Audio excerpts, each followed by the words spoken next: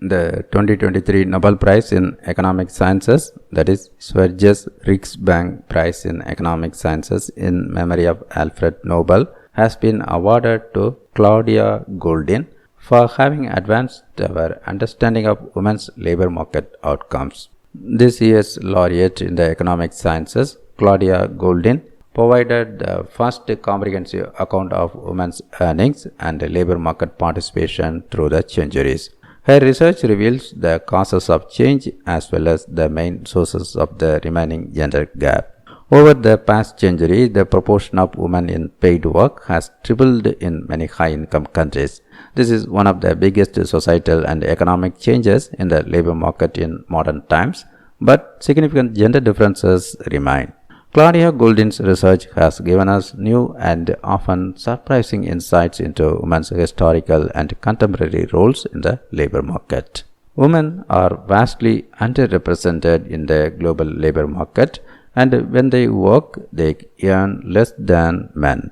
Claudia Goldin has trawled the archives and collected over 200 years of data from the US, allowing her to demonstrate how and why gender differences in earnings and employment rates have changed over time. Goldin showed that female participation in the labor market did not have an upward trend over this entire period, but instead forms a U-shaped curve. The participation of married women decreased with the transition from an agrarian to an industrial society in the early 19th century, but then started to increase with the growth of the service sector in the early 20th century. Goldin explained this pattern as the result of structural change and evolving social norms regarding women's responsibilities for home and family. During the 20th century, women's education levels continuously increased, and in most high-income countries, they are now substantially higher than for men. Goldin demonstrated that access to the contraceptive pill played an important role in accelerating this revolutionary change by offering new opportunities for career planning. Despite modernization, economic growth, and rising proportions of employed women in the 20th century, for a long period of time, the earnings gap between women and men hardly closed. According to Goldin, part of the explanation is that educational decisions, which impact a lifetime of career opportunities, are made at a relatively young age. If the expectations of young women are formed by the experiences of previous generations, for instance, their mothers, who did not go back to work until the children had grown up, then development will be slow. Historically, much of the gender gap in earnings could be explained by differences in education and occupational choices. However, Goldin has shown that the bulk of this earnings difference is now between women in the same occupation, and that it largely arises with the birth of the first child. Globally, around half of all women are in paid employment, while the equivalent figure for men is 80%.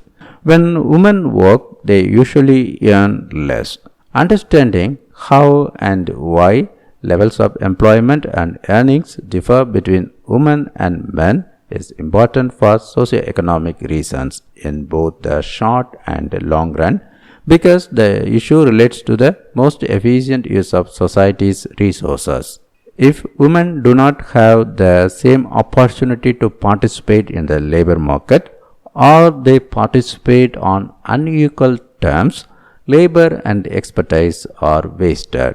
It is economically inefficient for jobs not to go to the most qualified person, and if pay differs for performing the same work, women may be disincentivized to work and have a career. By combining innovative methods in economic history with an economic approach, Goldin has demonstrated that several different factors have historically influenced and still influence the supply of and demand for female labor. These include women's opportunities for combining paid work and a family, decisions relating to education and child rearing, technical innovations, laws and norms, and the structural transformation of the economy. In turn, her results have enabled a better understanding of how and why rates of employment and pay differ between women and men. To achieve these insights, Goldin looked back over 200 years. Over the last few centuries, society has experienced significant political, social, and technological changes. Contemporary industrialized countries have enjoyed steady economic growth since the Industrial Revolution. It would be easy to believe that women's participation in the labor force would follow the same trend, but Goldin's research has shown that this is not the case. Looking in the rearview mirror, she has created an understanding of how women's circumstances changed as the economy was transformed from a traditional agrarian economy to contemporary society. However, some parts of this mirror were smudged due to women's work being underreported in historical sources, and these smudges needed wiping away. When this was done, Goldin could allow the overall picture to emerge by analyzing both the corrected and new historical data. When she zoomed in on US history, this picture became crystal clear. She was able to identify groundbreaking patterns that have not only challenged existing knowledge, but which have also changed the view of women's historical and contemporary roles in the labor market. One of these patterns looked like the letter U. Before Goldin's path-breaking book was published in 1990, researchers had mainly studied data from the 20th century and concluded that there was a clear positive association between economic growth and the number of women in paid employment. In other words, as the economy grew, more women were in work. However, because older data had barely been studied, this relationship remained unclear over a longer period of time. Goldin's first observation was that women's employment rates had often been incorrectly stated in existing data. For example, it had once been common for women's occupation to be designated as wife in censuses and public records, but even if they were married, it was not automatically the case that they did no work other than domestic labor. The fact is that it was not unusual for women to work alongside their husbands in agriculture or various forms of family business. Women also worked in cottage industries or production in the home, such as with textiles or dairy goods, but their work was not always registered correctly in the historical record. By compiling new databases using historical time use surveys, industrial statistics, and censuses, Goldin was able to correct the data on women's participation in the labor market. She established that the proportion of women in the US labor force was considerably greater at the end of the 1890s than was shown in the official statistics. For example, her corrections demonstrated that the employment rate for married women was almost 3 times greater than that registered in censuses. By uncovering data all the way back to the end of the 18th century, she was also able to reveal a surprising new historical fact. Prior to the rise of industrialization in the 19th century, women were more likely to participate in the labor force. One reason for this was that industrialization made it harder for many married women to work from home and so combine work and family. Goldin documented this in an innovative manner using data from over 10,000 female household heads in 18th century Philadelphia. Even if Goldin was able to show that many unmarried women were employed in manufacturing during the industrial era, in some states up to 40% of all young women worked in industry. The total female labor force declined. Along with the previously known increase at the start of the 20th century, Goldin showed that women's historical participation in the US labor force could be described using a U-shaped curve for the 200-year period from the end of the 18th century. Because economic growth was steady throughout this period, Goldin's curve demonstrated that there is no historically consistent association between women's participation in the labor market and economic growth. We now know that this U-shape is in no way unique to the US and holds true in many other countries. These insights make it possible to better map and understand women's position in the labor market internationally. In other words, we should not count on economic growth automatically reducing gender differences in the labor market. But what explains the differences? Why is equality progressing so slowly? Goldin established that marriage is one important explanation. By the beginning of the 20th century, there was a significant difference in the employment rates of married and unmarried women. While around 20% of all women worked for pay, only 5% of married women did so. This was also the period of US history in which the upward trend for female participation in the labor market started, where the U-shaped curve turned upward. Goldin showed that technological progress, the growth of service sector, and the increased levels of education brought an increasing demand for female labor. However, social stigma, legislation, and other institutional barriers limited the influence of these factors.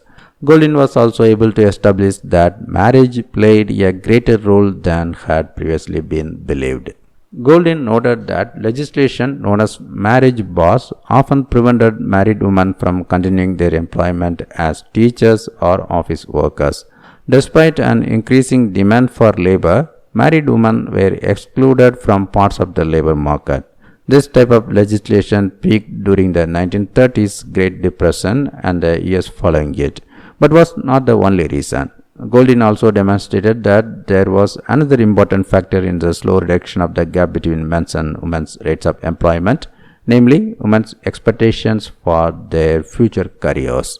The labor market consists of different generations, cohorts who faced different circumstances when making their life choices. Goldin developed a cohort-based approach to the analysis of what happens when a cohort enters the labor market. In the early 20th century, for example, most women were only expected to work for a few years prior to marriage and then to exit the labor market upon marriage, which influenced their educational choices. Goldin showed that in periods of rapid development, women may make decisions based on expectations that later do not come to fruition. In the second half of the 20th century, societal changes meant that married women often returned to the labor force once their children were older. The job opportunities they then had were based on educational choices made perhaps 25 years previously, at a time when they, according to contemporary social norms, were not expected to have a career. Many women who were young in the 1950s had mothers who were housewives, and when their mothers returned to the labor market, the daughters had already chosen their educational paths. In other words, the daughters did not expect to have a career when they planned their future, and it only became apparent much later that they could have one that was long and active. For much of the 20th century, women underestimated how much they would work. Expectations and outcomes did not start to converge until the 1970s. Consequently, women who were young in that period invested more in their education. In recent decades, women have become increasingly likely to study, and in high-income countries, women generally have a higher level of education than men. The way that women often left the labor force for an extended period after marriage also explains why the average employment level for women increased by so little despite the massive influx of women into the labor market in the later half of the 20th century. Also, because women who had spent many years at home with their children long comprised a large proportion of the female labor force, the cohort-based approach explains why progress appeared to be slower than it actually was. For example, if participation in the labor market was 20% for one generation and 40% for a later generation, the average participation will be 30% given that the generations are of equal size, despite labor market participation actually doubling between these two generations.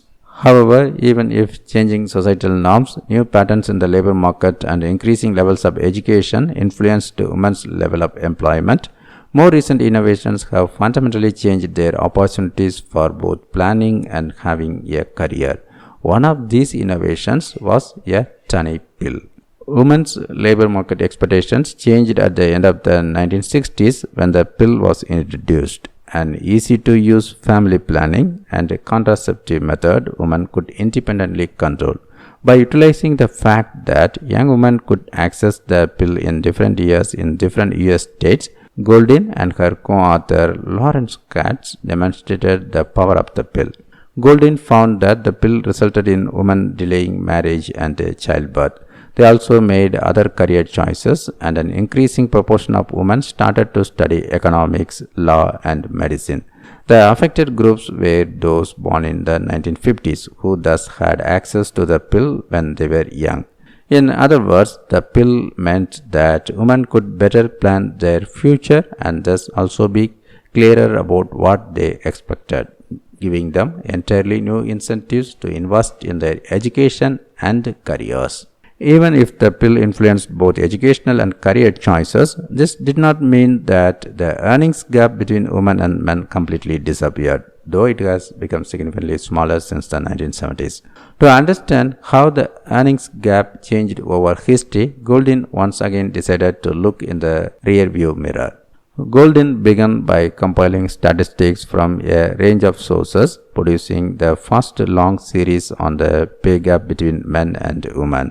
Using materials that covered 200 years, she was able to demonstrate that many historically important structural changes in the labor market actually benefited women long before the issue of equality was a priority.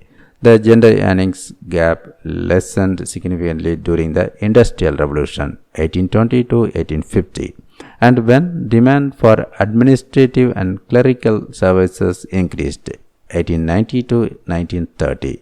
However, despite economic growth, increasing education levels among women, and a doubling in the proportion of women working for pay, the earnings gap essentially stayed the same between 1930 and 1980.